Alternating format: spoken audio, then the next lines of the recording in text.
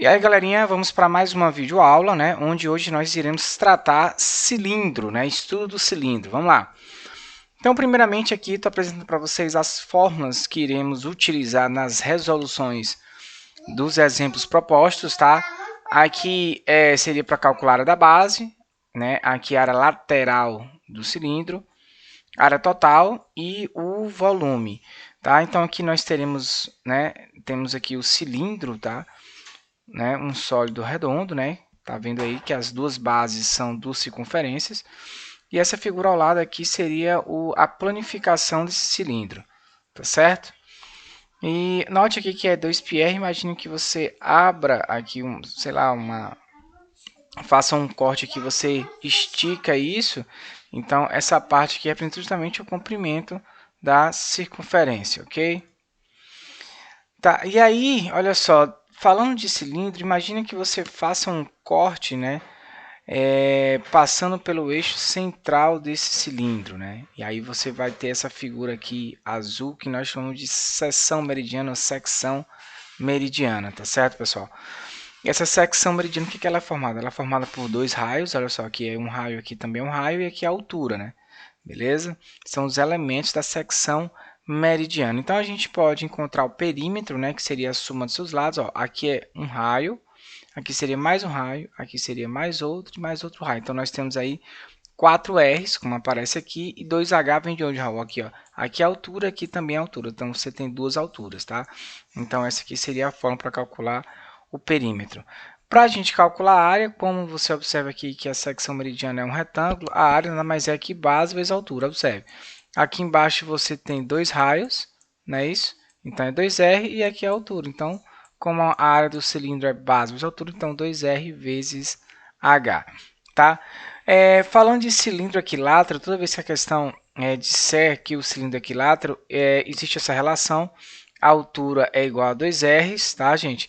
E nós teremos que o seguinte, a secção meridiana também será um quadrado, né? Porque como vou ter aqui, olha só, que 2R é igual a H, então essa figura aqui, essa secção meridiana vira um quadrado.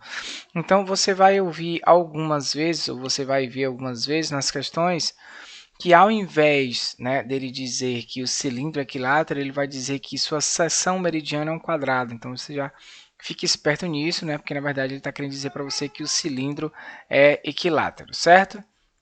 Então agora vamos para as resoluções das questões. A partir daí a gente vai aprender a aplicar as fórmulas, tá? Então o que ele diz aí para a gente? Um tanque na forma de um cilindro circular reto tem altura igual a 3 e área total igual a 20π. Ele quer que a gente calcule o raio da base desse tanque. Então, a aplicação de fórmula. Tem uma altura e área total, certo? Copiei a fórmula aqui da área total, tá vendo, gente? Que é essa aqui. Observe que esse 2π aqui, ó, simplifica aqui e aqui vai ficar 10, tá bom? E eu vou substituir esse h por 3. Então, ó como é que vai ficar. R que multiplica R mais 3 igual a 10. Vou fazer aqui o chuveirinho e já levei esse 10 para lá negativo. Isso aqui vai ficar a equação de segundo grau. A gente pode resolver por delta e bhaskara. Eu vou utilizar, né, que resolver por soma e produto. Então, eu vou ter duas raízes, menos 5 e 2. Menos 5 não serve porque o raio não pode ser medida negativa. Então, minha resposta vai ser 2 metros, beleza? Questão 2, ele pede para a gente calcular a área total de um sólido obtido pela rotação completa, né, de um retângulo de dimensões 4 e 12 em torno do lado maior. Então, nós temos essa situação. Ó, nós temos um retângulo, né, aqui é 12, aqui é 4, ele vai rotacionar em torno do seu maior lado. Então, vai dar origem a esse cilindro aqui, onde a altura vai ser 12 e o raio vai ser 4. O que a questão quer? A área total. Então, eu já tenho tudo que interessa. Ó, que eu preciso, eu tenho uma altura e tenho um raio, certo? A fórmula da área total é essa. Eu vou substituir o raio por 4, observe. Substituir o raio por 4, como aparece aqui, e a altura por 12. Pronto. Então, resolvendo aqui essas operações, você vai encontrar 128 π centímetros quadrados. Aqui eu já quero deixar uma observação para vocês, que toda vez que você tiver uma situação dessa, que você tem um retângulo e você vai girar ele para formar o cilindro, tá?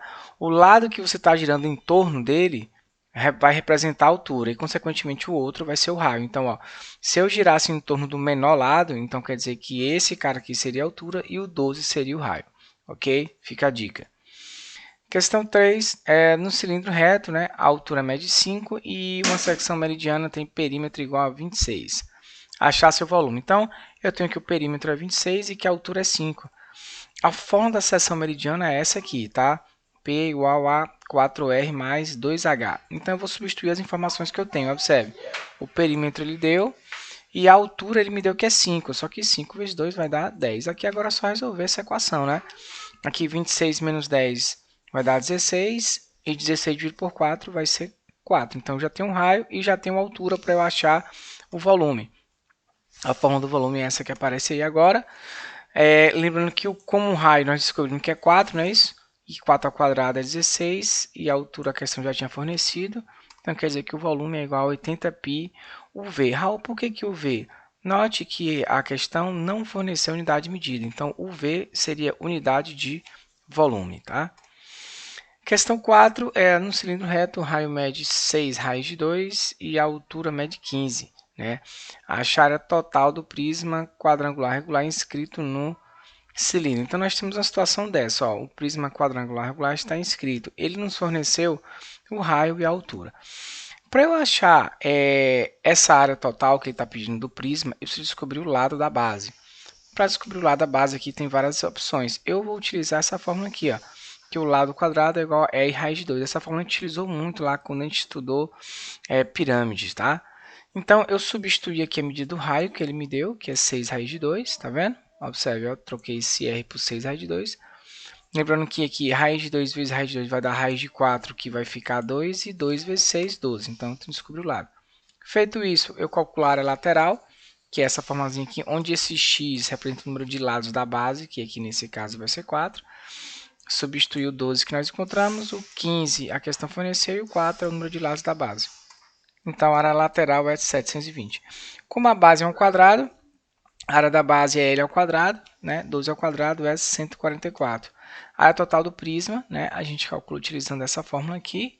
E agora é só substituir que nós encontramos. A área lateral 720 e 2 vezes a área da base. Como a área da base, observe, é 144 vezes 2 dá 288. Então, somando aqui, vai dar 1008. O A, porque mais uma vez a questão não forneceu unidade de medida, então o A vai ser unidade de área. Essa questão 5 aqui, esse exemplo 5, eu achei sem sombra de dúvidas o mais interessante de todos, tá, pessoal?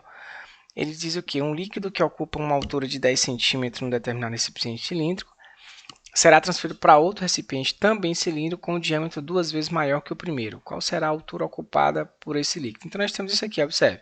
Nós temos uma primeira situação onde o raio é R, consequentemente seu diâmetro é 2R. Ó, a altura que esse líquido alcança é de 10 centímetros, tá? E o outro cilindro, observe, o diâmetro é o dobro do primeiro. Então, se o primeiro é 2R, o outro é 4R. E atinge uma altura que eu não sei qual é, o que a questão está querendo. Mas o que eu posso afirmar aqui é que esses dois volumes são iguais, porque a gente pegou esse primeiro cilindro e despejou no segundo, certo? Então, os dois volumes são iguais. O que eu vou fazer? Eu vou calcular o volume do primeiro cilindro, observe, tá? Onde o raio do primeiro aqui de cilindro vai ser R e essa altura vai ser 10, porque eu estou calculando só o volume do líquido, tá, gente? Então, eu vou encontrar que o V1 é 10πr ao quadrado. Note que na segunda situação, como o diâmetro é 4R, quer dizer que o raio aqui, o raio, né, desse cilindro, na verdade vai ser 2Rs, beleza? Tá bom? Então fique esperto com isso aí. Então, olha só o que vai acontecer aqui. O H eu não tenho, que é a altura do que o líquido atingiu. Então, ó, tá vendo? Observe que o R aqui, ó, eu troquei por 2R, já acabei de explicar para vocês, porque como o diâmetro é 4R, então o raio dele vai ser 2Rzinho. E é interessante que você use o quadrado, tá? Ou melhor, desculpa, o parêntese, para você perceber que esse quadrado aqui vai valer para esse 2 aqui e vai valer para o Rzinho também. Observe, ó, 2 ao quadrado, 4, e R ao quadrado, R quadrado. Então, nós temos a situação que V1 é esse valor e V2 é esse valor. Como tinha dito inicialmente, os volumes são iguais. Vou trocar pelos valores que nós encontramos. Observe que esse π nós podemos eliminar e o R ao quadrado também. Olha que beleza, né? Esse 4 que está multiplicando o H passa dividindo. Aqui a gente pode simplificar por 2 e aqui vai dar 5 e aqui vai dar 2. né? Isso, então a minha altura vai ser 2,5 centímetros. Então, finalizamos aqui, pessoal, essa aula sobre cilindros. Espero que tenha ajudado e fique atentos. Espero que tenha gostado também da participação do meu filhote algumas vezes. Valeu!